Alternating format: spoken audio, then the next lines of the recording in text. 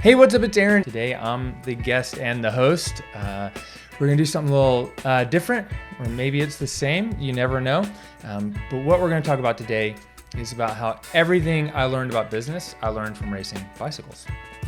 Okay, maybe you didn't know that I used to race bicycles, and I actually had a dream to be a professional cyclist and race in the Tour de France. And did I really think I was gonna race in the Tour de France? I couldn't tell you that. But I knew I wanted to win bike races. And I knew that racing a bike, riding a bike, gave me a feeling that I didn't get from anywhere else.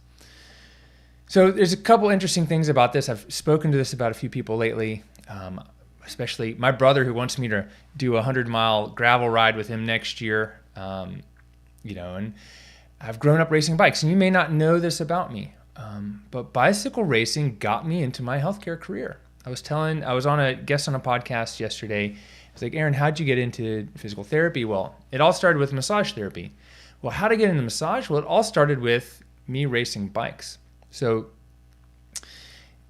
when I was younger, my brother, one of his tutors was a semi-pro cyclist. He actually went to the Olympic trials, but had injured his knee and didn't really get selected for the Olympic event. But Svi was a big influence on my brother Dave. He's younger than me. He's like, 18 months younger than me? Maybe 20 months younger than me? So my brother Dave started racing bikes. And we did some rides together, and I worked at the bike shop, but I really couldn't let my brother be better at something than me. So I wanted to start racing bikes. And I started end of high school.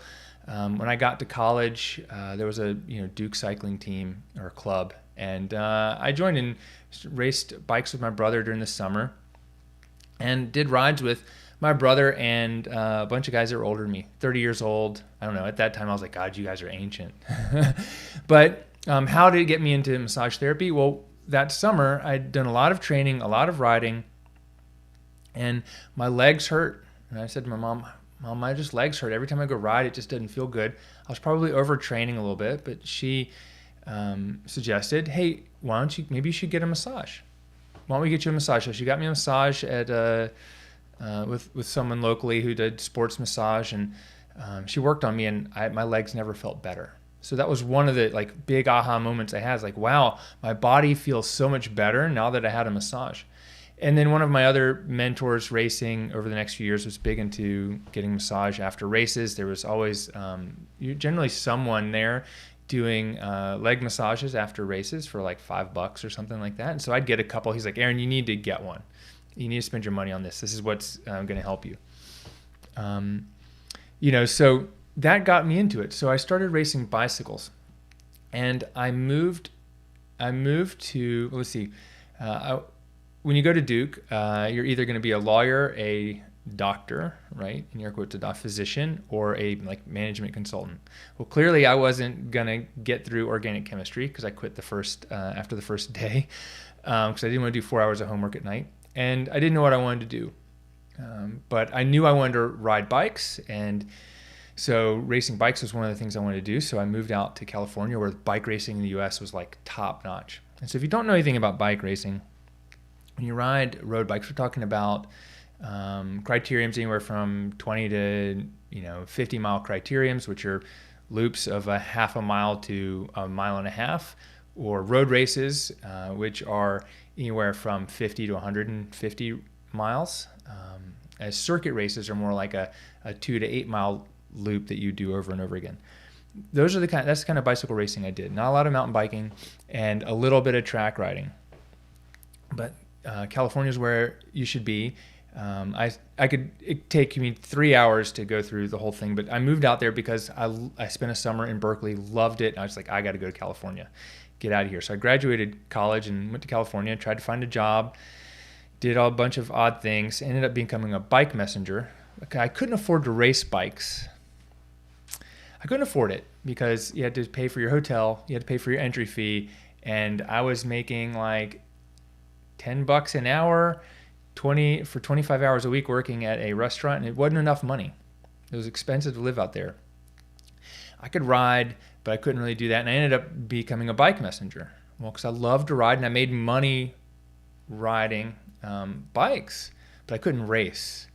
I couldn't push myself. I couldn't be competitive. Like, I am competitive. I don't know about you, but I'm fiercely competitive. Like, I will prove you wrong. And that's a big reason why I'm here, is because you tell me I can't do something, I'm going to go out there and prove you wrong, because I'm going to beat you.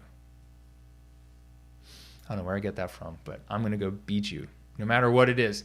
I mean, to my limits, right? Like, you want to do a push press competition or a overhead snatch competition with a barbell. Like, I'm not going to push myself to try to beat you, because I know my limitations there. But I'm going to choose the movement that I can go as hard as I can. And it wasn't soccer, and it wasn't basketball, it wasn't ball sports. It's not overhead Olympic weightlifting. I'm 6'3". The barbell's got to go a long way. But riding a bike, man, I can get on there and I can just crush you at it. And I can crush you at business, and I can crush you at bikes, and I can crush you in endurance. Not a staring contest. I can crush you at a ADD contest. But anyways, let me get back on track. So, but I couldn't race bikes, right? I couldn't race. I could ride. And I knew I wanted to be, I had gone to college to be a physician, right? I was pre-med. I knew I wanted to work with people. I wanted to work with my hands. I wanted to help people heal. My dad and my uncles, my grandfather, my grandfather's brother were all physicians. They were all healers. I knew that was in there somewhere. And I had an aha moment one day. And, my mom had helped me. She was like, you should, maybe you should look into doing a career as a massage therapist. I was like, nah, Mom, that's not it. But I'd also, one of my yoga classes in college, we got introduced to doing massage and like partner massage and relaxation and that kind of thing. But I did have this aha moment. I had looked into it. I was like, well, you know what? If I become a massage therapist, I can work 4 hours a day. I can see 4 patients a day, make $35 to $85 an hour, depending on whether I work for myself or someone else. And I'll have time to race my bikes, and I'll have enough money to afford to live in San Francisco and pay for the bike racing. So I went to massage therapy school. It cost me $9,000. It's the best $9,000 I've ever spent. I spent $900 on my massage table. So here's a lesson right away, is that I invested in myself $9,000. I knew that I was going to get that money back. And I bought a massage table. It was a $900 massage table. It was like the cream of the crop. It had been to it was hand built for the 1996 Olympics. And then it was refurbished. So I actually got a deal on it. But guess what? That $900 has seen thousands of massage and bodywork sessions and PT sessions, and it's still being used in our clinic today. I've put new legs on it and little rubber feet. It's not in perfect condition, but it's still like the most comfortable, best massage table we have.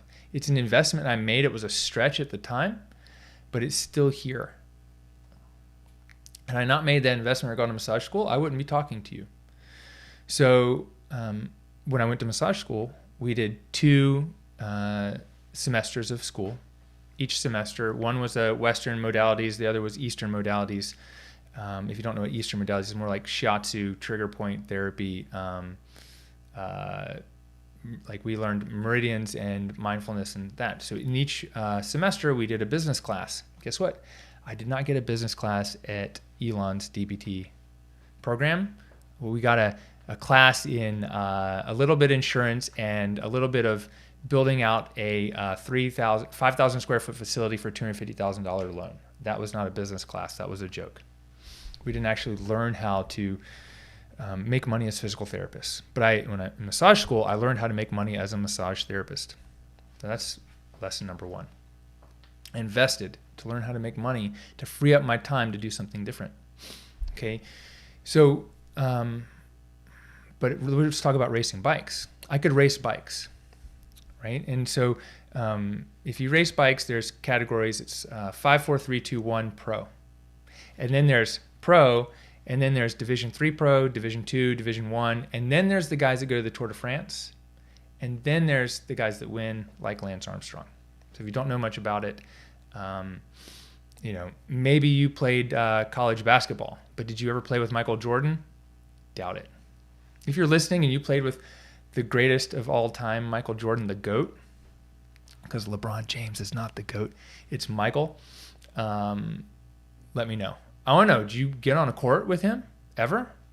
At Duke, I got pretty good at playing basketball, and I never played on there was like one court that was like the guys that were like the guys that played on the main team and their friends who were good, or the guys that had played a few years back and they'd play. Like, you had to be like collegiate level to play on that court, because that's where all the guys that graduated would come play. And then there was another court over, and I could play on that court. I could hold my own. I couldn't score at will. I couldn't like defend like someone really well, but I could hold my own and be a team player, and I could occasionally get a basket in. But I couldn't get free to shoot a three-pointer and make it. No, I wasn't that good. Okay. In bicycle racing, I got to a level of racing in pro races in Europe, and pro races in the United States. Did I belong in the race? Yeah, I did, because I deserved it. Was I competitive? No, I wasn't that good. But I worked my ass to get there. I worked hard to get there. Okay. So some of the things that I've learned is you've got to be around people that are better than you, and you have to be persistent. And success isn't winning, it's consistency. So let me go through some of these things. So like I said, like, this is about me because I know me. I don't know you, but if I can relate these stories to you in a way that will connect you to what is it that you can use in your past to help you succeed in your business right now, because you may just be looking at your business right now as, I'm a physical therapist and I need to have a business to get out of the job, but I can't get patients to come in, or I'm struggling to make money, or hey, even though I'm making $8,000 a month for the last 3 months, I don't feel successful because nothing I'm trying is working. Okay. Guess what? I started racing bikes when I was 18. It took me, when I was in college, I was able to go from a category 5 to a 4 in a year, and then from a 4 to a 3. And I stayed at category 3 through college. I got out of college, and I couldn't really race. For the first year out of college, I spent in Israel because, I had like a heart arrhythmia right at my junior year in college. It's a story for another day. So I stopped racing bikes for a couple years. And instead of going to Europe to race bikes, I said, well, I'm going to go to Israel and do a service learning project. I came back, and I was healthy, and I was like, I want to ride bikes again. And that's when I went to San Francisco. I couldn't race. I was able to ride. I became a messenger. I finally became a massage therapist so I could start racing bikes again. That took 5 years. Okay. Then I started racing as category 3, and I was pretty good, but not great. I wouldn't win everything, but I was really strong and determined, and I trained myself, and I went on group rides, and I rode with guys that were better than me. I did these weekly or bi-weekly kind of training criteriums, and the local pro guys would show up. There were guys that, were not as good as me would show up, and guys on my team, and we pushed each other, right? And then I got to a point where I thought I was good enough. I went to Belgium, and I raced over there, and I was in over my head racing bikes in Belgium. I went there as a category 3. Everyone told me, Aaron, you're not going to, don't expect to finish your first race or any races at all. I finished my 3rd race there, and I actually made some money, which is amazing. And then I didn't finish the next 2 races. And I had a rule that if I had to finish at least half the race in order to get a hamburger at the hamburger stand. But I was in there racing. These guys grow up, it's like baseball in America or basketball here. Like, over there, bicycle racing is the number 1 sport. And then there's football or soccer, right? In Belgium, Belgium is like bicycle racing heartland. Like, these guys are so fast. You're like, that guy doesn't look fast, and he just crush you. So I spent 2.5 months over there doing that. And one of the lessons is you have to get out of your comfort zone in order to grow. If you don't get out of your comfort zone, you will never grow. So what did I do at the time? The internet, this was 2000. The internet was there, but it wasn't like it is today. I had to, I made friends with a pro.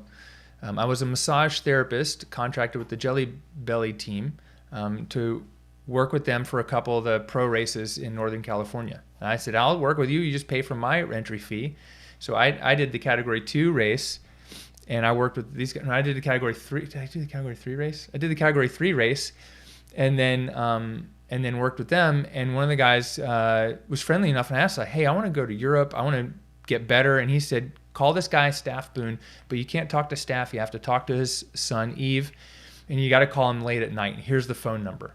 And I had to there was not an internet, email. I had to pick up the phone and call this guy. And talk to him. He was like, well, how old are you? I'm like, I'm 26. He's like, well, you're a little too old. I'm like, no, I'm not. And he's like, why do you want to come here? He's like, because I want to be a pro. I want to race bikes in Europe. I mean, they stood to make money from me, because I paid rent for them and they took us to races. But I got completely out of my comfort zone to go do something brand new. I had no idea what it was going to be like.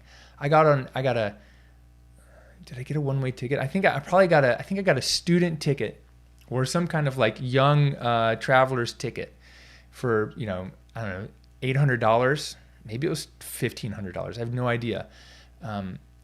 I took off from San Francisco and I flew into like New York City, and then we flew to like London, and then I landed in Ghent, something like that. Or maybe it was to Paris and then Ghent. I don't know. But I had to just call them from a payphone when I landed, and I didn't have Belgian francs. I had a card. I had to figure out how to do that, and I call them. But because I was traveling with a bicycle in a bag, and it actually had the Motorola team logo on it because I got it secondhand, I got so much respect and help from everyone there. But I still didn't speak the language, and I'd call them and be like, hey, I'm finally here. And they rolled up in the Peugeot, put my stuff in the trunk, took me in, like, here's where you're staying. I don't think I had paid them ahead of time. Like, I'd sent a check overseas ahead of time for the rent. It was crazy. Okay. But it was something I really wanted. Let me ask you this. Are you doing something like that right now? Have you done something like that before in your life? Are there any experiences that you've had so far in your life that you can pull from to help you in your business? Because I know this, that success in business doesn't come overnight. It doesn't come just because you buy a course. It doesn't come just because you get a coach. It comes because you do the work. It comes because you put in the work and you put in the time and the effort, the time under tension to get shit done. It comes because you trust yourself, that you know that you're going to be okay at the end of the journey and you're not going to let yourself down no matter what, right? But if you don't have that trust, you don't have that ability to go with your gut and just see what happens, like, you're never going to reach the level of success that you actually want. You should, if you don't have the ability to get uncomfortable, just go and get a job doing home health. Make some money, pay off your loans, and then find some job that you love, right? You have to be persistent, and you've got to be around people that are better than you. So what I do, I went there, and I'm riding with these guys that are in the top class in like Great Britain, New Zealand, Australia. These guys are like in pro races at home. Like, we weren't pros, we weren't contracted, but over in Europe, you're either contracted or not contracted. And we were in the non-contracted races. These guys were so much better than me. Like, the way that they rode, the way that they talked, I mean, not just the way that I couldn't understand a lot of their English, but the way that they talked about racing, their mindset around what they ate, how they took care of themselves, it just all rubbed off. Like, I was where I needed to be, right? Remember, I was there as a category 3. Like, I was probably there a year too early, but I was there at the right time. And I came back from that trip, and I went to a 3-week race in the United States for category 3s, and I was one of the top 10 guys that dominated. Did I win every race? No, but I was definitely one of the strongest. And my racing style is a little different. I don't sprint at the end, and when you're in category 3, there's a lot of races end in sprints. Guys are strong enough to chase you down, but they won't attack you. Did I win some races? Yeah, I totally did. I came back, I was flying. I upgraded category 2, but guess what? I started racing as a category 2 that next year, and I was like, holy shit, like, what am I in? So when you're category 2 in the United States, it's 90% of the races are pro 1s and 2s, and you're racing with the pros. And I knew I needed a coach. I knew I could get better if I had a coach. I just couldn't find the right one. And I eventually did. And guess what? It took me, how many years did it take me to go from 3 to 2? It took me like 6 or 7 years. Once I became a category 2 and I got a coach, it took me a little over a year to become a category 1. Okay, I got a coach, and what do we do? He put me on a training regimen, so I knew exactly how to train every day, and I took Mondays and Fridays off the bike to rest. I had a winter workout, like a workout program over the winter, to develop strength and stability in places that I needed it. If I look back now as a physical therapist, knowing what I know, I would do things differently in the winter. But at the time, like this was it. My coach, guess what? My coach was a pro. I had Ashley Powell. He was a pro. He was a self-funded pro back when you could be a pro on a team of 1. Like, this is the guy. He was independent pro. Like, he had beat me in races when I was a few years before when I was younger. And Ashley was up there. He won some really big races in the U.S. And I was like, dude, I need a coach. And we talked every week. He gave me a plan. Did I need to talk to him every week? No, but I did. He gave me a plan. We talked strategy mostly. How are you feeling? Okay, here's what we're going to do this week. Here's where we're going to adjust your plan this week. And within a year and a half, it was like 18 months or so, I was able to upgrade to category 1. Did I upgrade to category 1 by winning every race? No, I didn't. This is one of my things, that success isn't winning. One of the things is success is consistency. You don't have to win everything. You don't have to get everything perfect. You just have to be consistent and do it. So I was able to get up there and move up. So to go from 3 to 2, you have to get 20 points, and points start, like first place through 7th. And it's like, it's 7, 5, 4, 3, 2, 1, something like that. Maybe it's 5 places. For bigger events, it goes down to 10. When you're in category 2, now I'm competing with pros, and I could get 30 points to move from 2 to 1. The difference between 1 and pro is someone actually signs a contract with you and pays you some dollars. There's not really a minimum. I think the minimum is like $500 or something like that, or at least it was at the time. I was still, as a bike messenger, making more than my friends, making more than my coach when I was a bike messenger riding bikes and he did racing. But I wanted to race, not work as a bike messenger. Success isn't winning, it's consistency. Consistency, getting out there every day, riding and training, no matter whether it's raining or it's cold. 80% of the days that I trained in San Francisco, it was anywhere between 45 and 55 degrees, and it was wet. Probably 80% of the days that I trained. It was wet at some point in the ride, whether it was wet in my neighborhood in the Mission or over in the marina on the way to the bridge. And then it would be sunny in Marin. Or it was sunny in San Francisco and I get 100 miles up into Marin and it started raining on you on the way home. It's consistency in getting out there and doing things that you don't want to do because you have a goal. Are you doing things that you don't want to do right now? Or are you avoiding the discomfort? Do you have a goal in mind? Maybe your goal is not strong enough. Maybe if you're not willing to do the hard shit, maybe you just don't have a good goal. Maybe you don't have a clear goal, an idea, a vision of what you want for yourself, your business, your life, and your career. So I had a very clear vision, and it's something that got me to, at this time I wasn't waking up early. I would wake up at 9, I'd go ride from 10 to 2, I'd come home and eat lunch, take a shower, go do massage from 4 to 9 p.m., come home and eat dinner, and then in the winter I'd go work out at 10 p.m. Right? Consistency.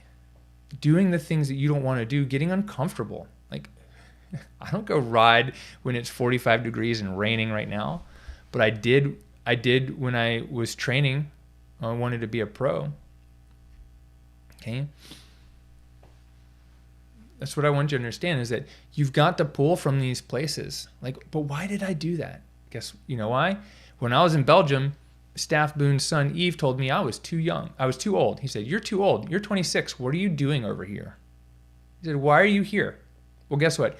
Yves didn't make it as a pro either, and he was a sore, bitter, scarcity mindseted man at that time. I mean, I didn't know how to call him that at the time. I was like, don't tell me that I'm too old. I was 26 or 27. Well, guess what? After I was a category 1, I was the best person on my team. I spent a year helping my teammates upgrade from category 2 to category 1. I sacrificed my own results for my teammates' results. That didn't do me any favors. You know why? Because the next year when our team moved from an amateur team to a pro team, we had sponsors. I had spent like a lot of my time working as a temp and doing whatever, building our team and getting sponsorships. Like I got $20,000 worth of sponsorships for our team to race bikes, free discounted equipment, free uniforms and clothing. I had to have 5 sets of everything because I couldn't do my laundry every day, at least 5. I passed it off to these other guys when I upgraded to category 1 because I was like, I just don't have time. I need to train, I need to work, I need to rest and eat, sleep. And they did it. But guess what? They took our sponsor that I landed and got the sponsor to give us more money and help us turn into a pro team. But guess what? I didn't get onto the pro team. And they didn't tell me. They didn't tell me in October or November that, Aaron, we're not bringing you on the pro team. Like, you should go find another team. They just kind of led me on. I went to training camp with them. I did everything. And by the time January comes around, they're like, Aaron, you're not on the pro team. And I'm like, what? Like, I've been to training camps and everything with you guys. And they're like, well, and even the owner of the main sponsor was like, Aaron, when you upgrade to category 1, we'll get you on the pro team. I'm like, you don't know. I've been a category 1 for a while. I'd sacrificed my results for my teammates to help them upgrade. And these guys are my friends. And they're doing what's best for them, right? But they weren't like, why isn't Aaron on the pro team? We're not moving onto the pro team unless Aaron comes. Maybe they assumed I was going to be on there. The team brought in 3 other guys who were older than me, but they had been pros before. And the thing is when you're a Division III pro team, 60 or 70% of your riders have to be under the age of 26 because it's a developmental pro team. And so in order to get a pro team at that level, you have to have most of the guys under the age of 26. I was 28, right? They brought in 3 guys who had already been on pro teams. They're established. One guy was established like U.S. national criterium champion. 2 other guys were great, but guess what happened? By March that year, one of the guys had tested positive for like steroids. He tested positive the year before, but they found out until he got suspended and left the team in March. In the summer, the guy who had been a national champion was such an asshole, he left the team. And then there was the one guy left. And at none of those times did they say, hey, Aaron, now we have room for you on the team. But guess what I did? The year before, I was nice. I wanted my teammates to upgrade. And I'm trying to be a team player, but I sacrificed a lot of my own results for them. And in business, we're at war, right? You're like, I can be friends with, the owner of the business down the street. But guess what? I still have a family to feed. I have people that depend on me for their income. Like, I can't just be nice in business. I can't just sit around and let people come into my group, the Cash PT Nation, who are also coaches, and poach my clients. I've spent way too much time building that thing. Like, you don't come in there and start poaching clients. And you don't come post up in front of my business, LeBauer Physical Therapy, and try to poach our clients. You would never do that. So, and I'm not going to let you. But there was a time in business where I was a little bit like, well, I don't want to be mean to people. I don't want to be rude. But what I've realized is people don't know what they're doing. And so at a certain point, you do have to look out for yourself. Right? You can be nice and abundant, and at the same time, you have to look out for yourself. When I was racing bikes the last years, like, I wanted to have fun and look out for my teammates, but guess what? I sacrificed too many of my results. I didn't have the results that the team could look at and be like, hey, Aaron, like, dang, you just won some of those races. You just did really great. Like, no, I was trying to lead my teammates out to help them so they could get points and upgrade, and we could, all be in the same national level events. Because as a category 1, there's events that I was going to, my teammates couldn't go to. Okay. So I think let's look at this and think about, like, yes, I've got the stories and everything, but I want you to understand, like, business is war. You got to go to war with your business, not with your business, with the other people. Like, there's competition, and there's plenty of there's plenty of people out there who need our help. This is also not like a hobby. Your business is your job, your livelihood. You got to go in and look out for yourself and your team. before we talk about like our competition. That's one of the great reasons why coming to PT BizCon every year in the spring is awesome, because how many of you are hanging out with other cash PT practice owners in your town? There may not be any, but if there are, like, are you hanging out with other clinic owners in your town? No, because they view you as competition. I'm not hanging out with the owners of pretty much every PT clinic here in Greensboro. There's one person that I hang out with, John Davidson. He owns GSO Fit, and he has a physical therapy practice, and we're good friends. But until John moved to town, like, and he even told me, he's like, Aaron, I was scared to, come talk to you and introduce yourself because you would view me as competition. It didn't happen. But that's why going to somewhere like PT BizCon was great, because, or being in our Platinum Mastermind, we can hang out and work with other people who are doing what we're doing and not feel that kind of like competition or regret for sharing information, right? And you just got to know that in your personal relationships, you can absolutely be nice. But in your business relationships, you need to be a little bit cutthroat. And I learned this the hard way from multiple places, and I learned it from racing bikes, right? Okay. There's a couple other things here that, let's talk about, like, I've talked about age. Age is a number. 26 is not too old. 48, I just turned 48 yesterday. 48 is not too old, right? I want you to know, if you're a new grad or a student, you're listening to this, you can absolutely start a business right out of school. I've helped, hundreds of new grads launch cash practices right out of school. I've verified over 35 of them. And then, I know there's thousands of people that listen or been inspired or whatever. I mean, I can tell you, Ben Baggy is one of the ones I've worked with the closest, but also Derek Nielsen, Tyler Shelton. These guys are all making 6 and 7 figures a year. And they pretty much started out of PT school. Success comes at any age, because there's also people that worked for 20 years for someone else and finally were like, I got to start my own business. And then they go and start their own business. And then they, go and make 6 and 7 figures. You can do it at any age. You don't let your age define you. Don't let your age say, oh, well, I didn't learn TikTok growing up, so I'm not going to use TikTok. If you learned neuroanatomy, you can go learn any social media. You just got to have the willingness to do it. Like my dad, he's 85. He's probably still doesn't know how to turn on the VCR, even though we don't have it anymore. He just doesn't know, but he could. But you know what he used to do? He used to put catheters in people's hearts. Talk about like you got to be careful. You got to know what you're doing.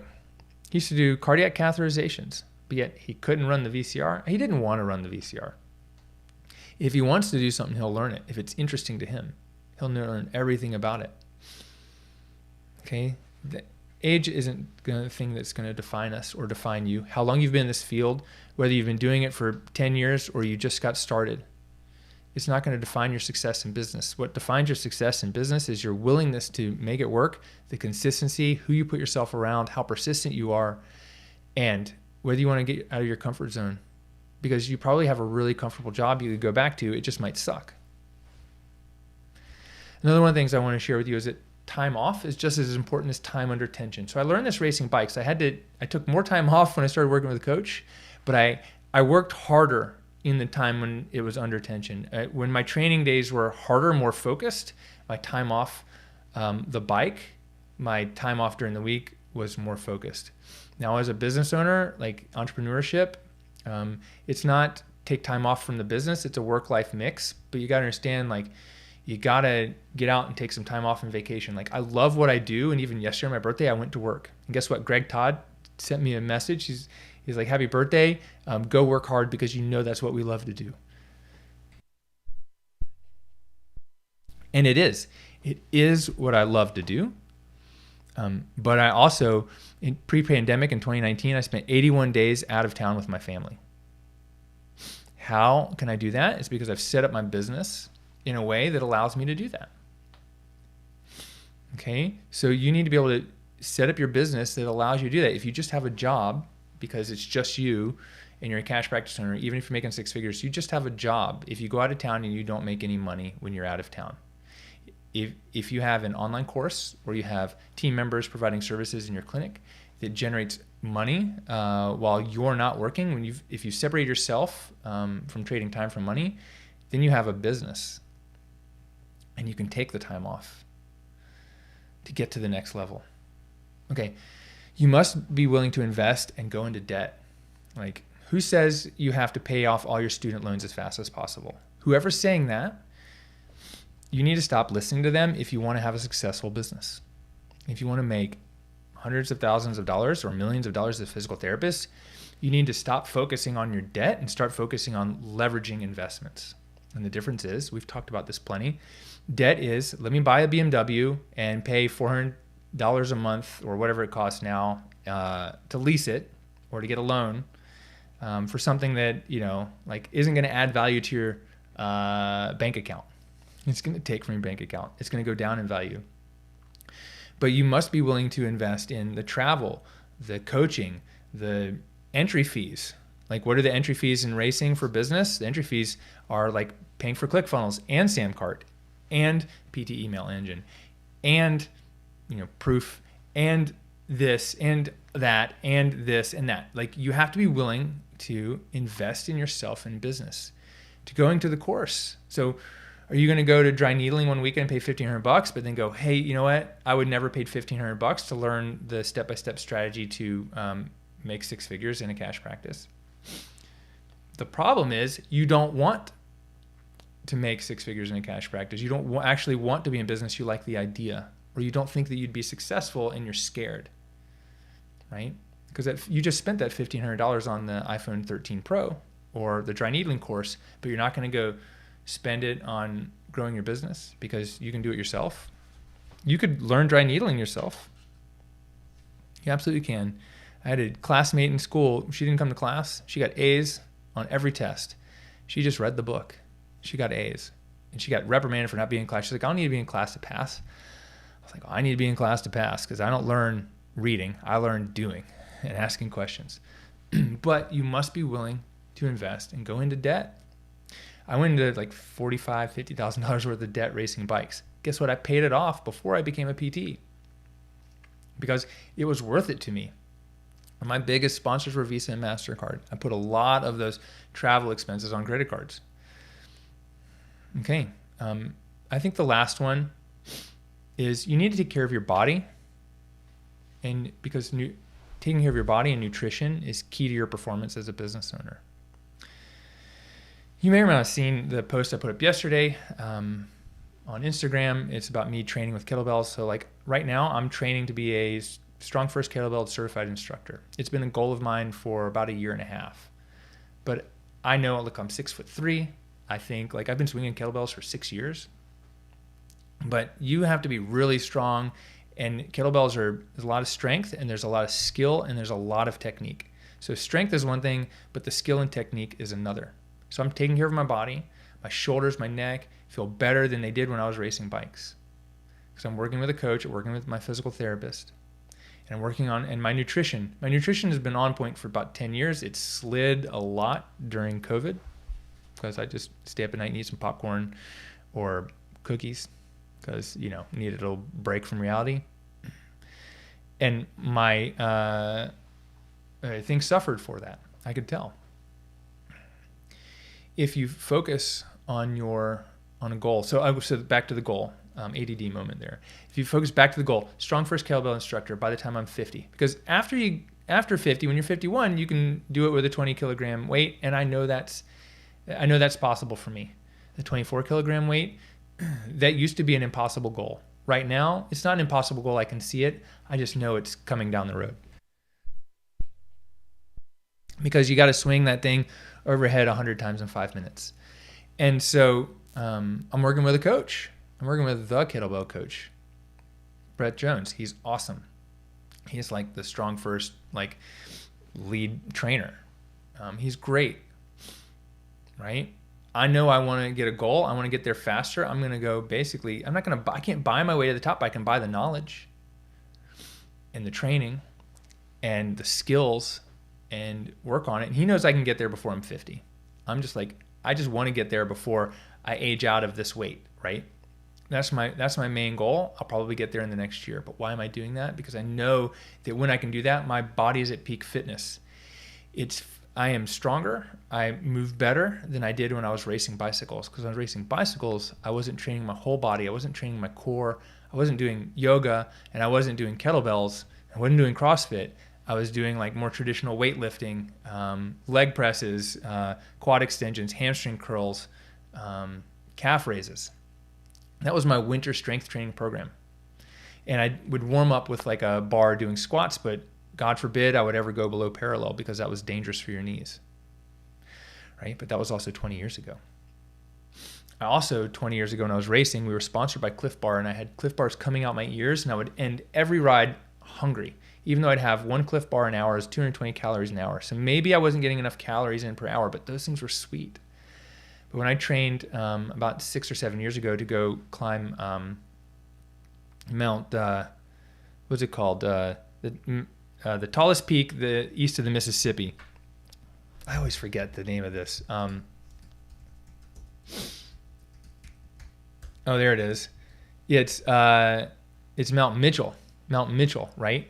So Greenville, the top of Mount Mitchell, is like 107 miles. Like the last 45 miles are all climbing. It was the longest I ever spent on a bike. It took me 7 hours, 15 minutes to do this ride. I spent a lot of it by myself. But guess what? I was not hungry when I finished, because I learned in training a few years ago that when we were doing a whole 30, I was like, how am I going to ride bikes and do a whole 30 when I can't eat Cliff Bars and all these bars? I had to make my own rice cakes and my own oatmeal bars. And when I started eating nutrition on the bike, I would finish and I wouldn't be hungry. I'd actually be full and completely satisfied, and I'd have extra food. I was like, wow, I don't need to take all this. No, because I was eating real whole foods. And so in riding bikes and racing bikes, I learned, looking back, like my nutrition, had I known then what I know now, like would have been even better. Would it have gotten me to the pro level? No, because I was still too old, remember? But I know that it would have helped me be at my peak even more. But I didn't have that information then. We all didn't really, because that was 2000, right? But right now, I know that. And so I'm not going to, diverge from that, because if my body is in peak performance, guess what? I can show up at work feeling good, strong. I don't have to worry about my body hurting at work, or my nutrition or my health suffering and keeping me from growing my business and going to that war we were talking about with our competition. Our war to help more people avoid expensive imaging and unnecessary surgery. I know that it's not my body that's going to keep me from doing that. It's my willingness to do it, or my ability to say, hey, I want to go to work today because I love work. I want to stay home and work on my scooters, or I have something else I want to do. Like, my choices keep me from going to work, not my body. Yes, there's some things out of my control, like getting a cold, flu, COVID, or something like that. Haven't had COVID yet, thank God, but some of these things aren't in our control completely. Getting sick. But what is in our control is the things I put in my mouth. The exercise regimen that I've committed to. Like, I'm working with Brett. I pay him enough money a month to make me commit, but it's not enough money that is going to hurt my bank account. But I'm going to show up, not because of the money, but because of my commitment, right? I'm going to commit. Working with someone else helps me stay committed, but I'm going to show up every day. Part of my routine during the last year and a half, 20 years, is to get up at 5:30 and work out.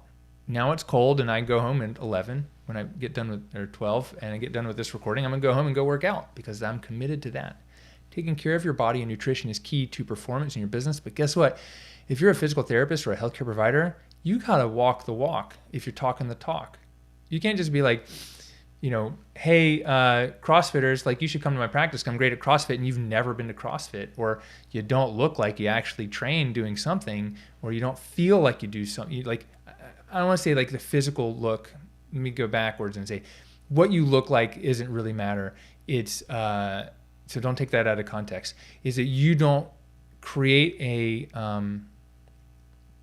feeling, a confidence that you train and work out, because you know what it's like, because you're taking care of your body. You have to be a leader and example of the actions you take every day if you want your patients to do the same. You know what the trouble is? I think a lot of us get stuck like overworking, not enough time. We don't make enough money, got to earn more. I don't have time. I'm going to put my exercise and fitness on the back seat. Well, it just becomes a downward spiral. And you know what? Like, I get it, but you got to make time for these things, especially as a business owner. And you may have to sacrifice them for a while, but you can't let them go completely. There may be times where you're like, I cannot absolutely do that. Like when COVID came through and I had to move PT BizCon from an in-person to a virtual event. And then when it was done, I had to make sure both my businesses and the clinic stayed alive. Like my fitness took a deep dive, but I got back on it.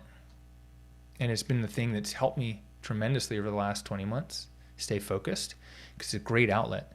But you can't let your fitness and nutrition go, and you have to be an example to your patients and clients. I think one of the lessons I've learned, and I didn't learn this from racing bikes, but I learned this from working with Jake, who's the marketing Facebook sales guy that works with me that you may know. Jake said people buy like they sell, or actually they sell like they buy. It's just like, how are you going to go sell a healthy, fit lifestyle if you're not working on it yourself? How are you going to go sell physical therapy for $200 a visit if you wouldn't pay for it yourself? I was a guest on a podcast yesterday with another person who's I think nurse practitioner. And he was talking about his primary care physician. He goes to a direct primary care practice physician. And actually he works in a DPC practice.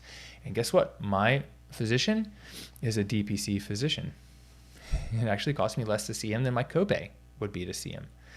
So you have to live up to your own expectations that you want for your patients and your clients. I hope that's making sense. I don't talk about this very much. And so the words may not come out exactly right, but if you get what I'm saying, I think you'll understand. Our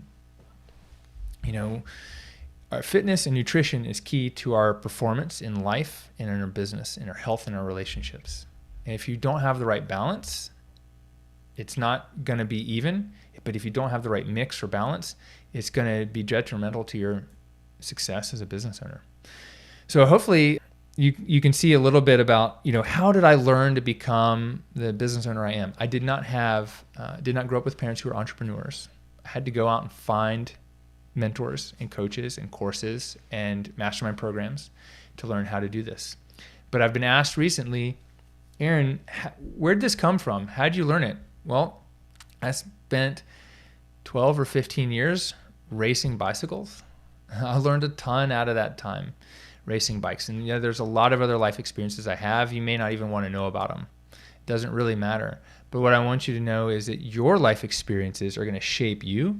And you need to tap into what they are and what they told you and what they taught you if you want to be successful. But if you haven't had them and you can take anything from the life experiences I've had and adapt them, it's going to help you become even more successful. You don't have to have gone through the same experiences I have for me to download that information and those lessons to you. If you just sit there and go, trust, hey, Aaron had this, Aaron did this, Aaron, other people, not just Aaron, other people have had this experience. Other people have done this. Like, why am I going to wait to try to figure this out on my own? Let me just go do that now. And guess what? It's probably going to work. But if it doesn't work, that doesn't mean it wasn't the right idea or the right strategy. It just means it wasn't the right time, the right idea for that time, or the right strategy for you. And that's okay. It's just like saying physical therapy doesn't work. Just because you have one bad experience with physical therapy doesn't mean you failed physical therapy. It means you need to see another physical therapist. Wouldn't you agree? So one last thing. Let's do something fun. If you love the podcast, or guess what? If anything on the podcast has ever helped you in your business or grow your PT business, I would greatly appreciate you leave a 5-star rating and review. And as an ethical bribe, because I want to give away some cool stuff, one person who leaves a review between, let's say, now and the next episode, the next solo episode that I do, is going to win one of our 80% is good enough sweatshirts. I don't know if you've seen them. I'm actually not wearing one right now, but it's a really dope blue sweatshirt, and it says 80% is good enough on the back. Because remember, 100% in business is going to kill your business. 80% is good enough. You do not need to get an A to make $1 million or 10 million or $1 billion. You just need to put in a lot of the effort and a lot of the lessons that you've learned today. Be consistent and you'll get there. So if you leave a 5-star rating review over on iTunes, I'll pick one person next time. I'll read out the reviews. You probably need to leave your name and I'll read them out, and you're going to have to contact me and say, hey, that was me, and send me a screenshot of some sort to prove it. And I'll send you a sweatshirt. I'll probably send you some other swag and a book and some stuff like that too. So appreciate it. And if it doesn't feel like that's you, don't go do it. Just whatever. But if you've got anything out of this, I would greatly appreciate it. Because you know what? I just love to get some feedback, because I get feedback by verbal and auditory cues. I just love to know, like, is this helping you in any way? And if it is, a review helps me know that. It helps me know what to talk more about so that you can learn more on your journey to business success. So that's not everything I learned from racing bikes, but that's a whole hell of a lot of it. And we'll see you on the next episode. Thanks.